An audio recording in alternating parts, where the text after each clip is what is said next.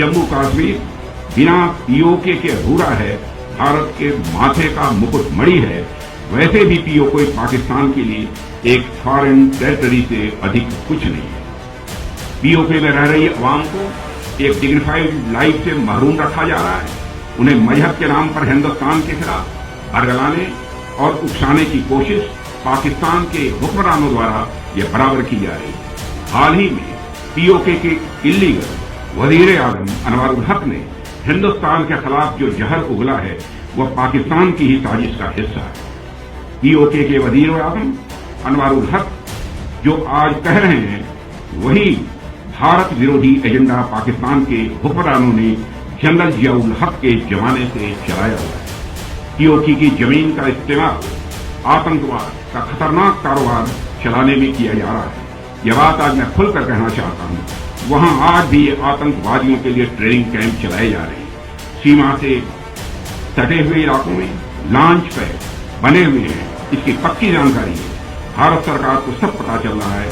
पाकिस्तान को इनको खत्म करना ही होगा, नहीं तो डाट डाट डाट। रक्षा मंत्री राजनाथ सिंह ने जम्मू के अखनूर बॉर्डर क्षेत्र में 108 फीट ऊंचा राष्ट्रीय ध्वज फहराया और एक धरोहर संग्रहालय का उद्घाटन किया और टांडा आर्टिलरी ब्रिगेड में आयोजित 90 सशस्त्र बलों के पूर्व सैनिक दिवस कार्यक्रम में भाग लिया। इस संग्रहालय में जम्मू और कश्मीर में विभिन्न युद्धों में इस्तेमाल किए गए हथियारों और युद्ध नायकों की मूर्तियों का प्रदर्शन किया गया है। रक्षा मंत्री राजनाथ सिंह ने कहा कि अतीत में जम्मू कश्मीर के साथ पिछली सरकारों द्वारा अलग व्यवहार किया गया, जिसके परिणाम स्वरूप इस क्षेत्र के लोग दिल्ली से उस तरह नहीं जुड़ पाए जैसा उन्हें जुड़ना चाहिए था। मैं अतीत में नहीं जाना चाहता क्योंकि हमारी सरकार की सबसे बड़ी उपलब्धि ये है कि हम कश्मीर और देश के बाकी हिस्सों के बीच दिलों की दूरी को मिटाने के लिए काम कर रहे हैं। रक्षा मंत्री राजनाथ सिंह ने मुख्यमंत्री उमर अब्दुल्ला की सराहना की और कहा कि उन्होंने जम्मू कश्मीर के लोगों और दिल्ली के बीच की दूरी को कम करने के लिए सही कदम उठाए हैं। उन्होंने ये भी कहा कि बीजेपी सरकार दिल्ली और कश्मीर को समान रूप से देखती है।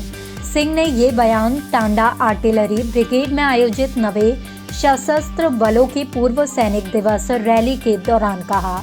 उन्होंने पाकिस्तान के कब्जे वाले कश्मीर पीओके के प्रधानमंत्री चौधरी अनवर उल हक के भारत के खिलाफ बयान की कड़ी निंदा की और कहा कि जम्मू और कश्मीर पीओके के बिना अधूरा है। राजनाथ सिंह ने मकर संक्रांति और नए साल की शुभकामनाएं भी वेटरन्स को दी और कहा कि उनका अखनूर में उपस्थित होना ये दर्शाता है कि हम अखनूर और जम्मू कश्मीर को दिल्ली के समान अपने दिलों में मानते हैं। Bureau report OHN 24 news. ऐसा माना जाता है कि मकर संक्रांति का दिन अपने परिवार वालों के साथ मनाया जाना चाहिए। तो आज मैं अपनी लार्जर फैमिली यानी हमारे वेटरन्स के साथ संक्रांति का पर्व मनाने आप सबके बीच यहां आया हूं। साथियों, नाम इसके भले ही अलग अलग हों, लेकिन आज के दिन का उल्लास पूरे देश में एक जैसा ही रहता है। इसलिए इस मंच से मैं आज के दिन का उत्सव मनाने वाले हर एक भारतीय को अपनी तरफ से ढेर सारी हार्दिक शुभकामनाएं देता हूं। और ये अच्छी बात है कि इस बार का वेटरन्स डे समारोह हम सब अखनूर कश्मीर में मना रहे हैं। यह निश्चित रूप से हमारे लिए बहुत बड़ा क्षण है, क्योंकि आप देखिए 3 वर्षों से जाने अनजाने में या फिर चाहे अनचाहे सरकारों ने कश्मीर को अलग तरीके से ट्रीट किया है। इसका परिणाम यह हुआ है कि हमारे कश्मीरी भाई बहन कभी भी उस तरह का जुड़ाव महसूस नहीं कर पाए।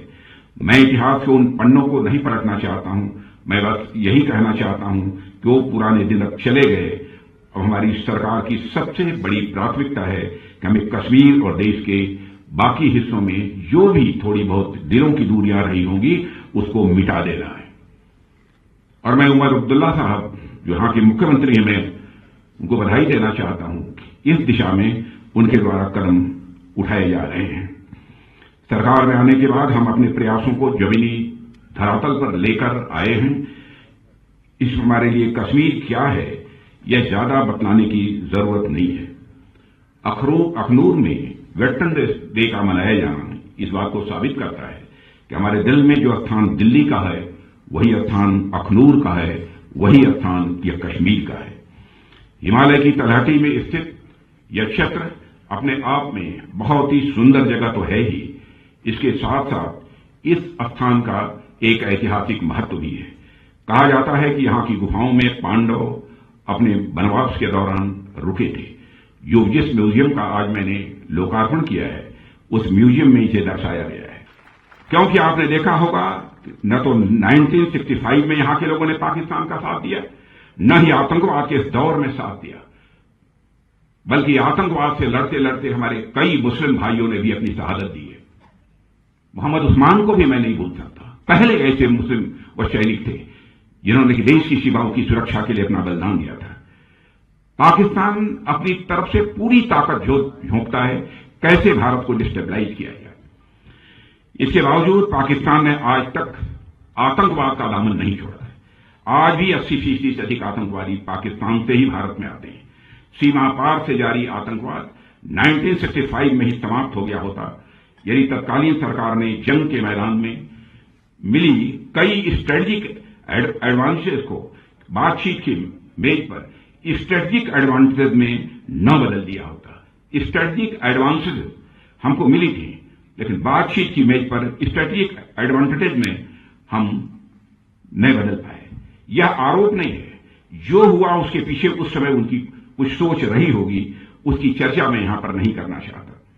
साथियों, 1965 के युद्ध में भारतीय सेनाओं ने हाजी पीर पर तिरंगा लहराने में सफलता हासिल की, मगर उसे बातचीत की मेज पर छोड़ दिया गया। यदि न हुआ होता तो शायद आतंकवादियों की घुसपैठ के रास्ते उसी समय बंद हो गए होते, मैं ऐसा मानता हूं। इसकी शुरुआत हमने जम्मू और कश्मीर से धारा 377 समाप्त करके की है। आज यहां हालात काफी हद तक बदले हैं, इस सच्चाई को सभी को स्वीकार करना पड़ेगा। जम्मू कश्मीर बिना पीओके के अधूरा है, भारत के माथे का मुकुट मणि है। वैसे भी पीओके पाकिस्तान के लिए एक फॉरेन टेरिटरी से अधिक कुछ नहीं है। पीओके में रह रही अवाम को एक डिग्निफाइड लाइफ से महरूम रखा जा रहा है। उन्हें मजहब के नाम पर हिंदुस्तान के खिलाफ बरगलाने और उकसाने की कोशिश पाकिस्तान के हुक्मरानों द्वारा यह बराबर की जा रही है। हाल ही में पीओके के इल्लीगल वजीर आजम अनवारुल हक ने हिंदुस्तान के खिलाफ जो जहर उगला है, वह पाकिस्तान की ही साजिश का हिस्सा है। पीओके के वजीर आजम अनवारुल हक जो आज कह रहे हैं, वही भारत विरोधी एजेंडा पाकिस्तान के हुक्मरानों ने जनरल जियाउल हक के जमाने से चलाया हुआ है।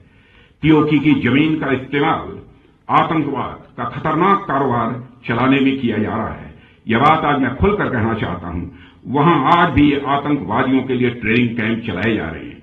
सीमा से सटे हुए इलाकों में लॉन्च पैड बने हुए हैं, इसकी पक्की जानकारी है। भारत सरकार को सब पता चल रहा है। पाकिस्तान को इनको खत्म करना ही होगा, नहीं तो ...